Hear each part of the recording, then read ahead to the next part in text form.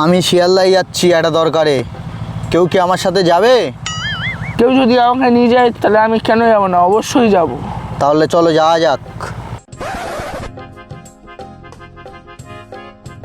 এখন আমি বাজারে যাচ্ছি, আমার মা বলেছে আলু আর টমেটোটা কিনে আনতে, কেউ কি আমার সঙ্গে বাজারে যাবে? এমনিতে যাওয়ার কোনো ইচ্ছা নেই, কাকিমা বলেছে মানে অবশ্যই যাব। তাহলে চলো যাওয়া যাক। আমি বাজারে যাচ্ছি কাজল গার্মেন্টসে একটা প্যান্ট কিনতে, কেউ কি আমার সাথে যাবে? তাহলে আমাকে একটা জামা কিনে দিতে হবে, তাহলে যাব। জামা কিনে দিতে পারবো নি, একটা জাইয়া কিনে দিতে পারি। তবে যাওয়া যাক। তাহলে আসুক আমার সাথে। অনেক দিন পরে আজকের আমি আমার গার্লফ্রেন্ডের সঙ্গে দেখা করতে যাচ্ছি, 1 ঘন্টা অপেক্ষা করতে হতে পারে, কেউ কি আমার সঙ্গে যাবে? তাতে কোনো অসুবিধা নেই, যদি আমাকে 1 প্লেট বিরিয়ানি খাওয়াই তবে যাব। 1 প্লেট বিরিয়ানি খাওয়ানোর মতন টাকা নেই, ফুলটুল কিনে খরচা হয়ে গেছে, 2টো পরোটা খাওয়াতে পারি। তাহলে চলো। তাহলে আসুক আমার সাথে।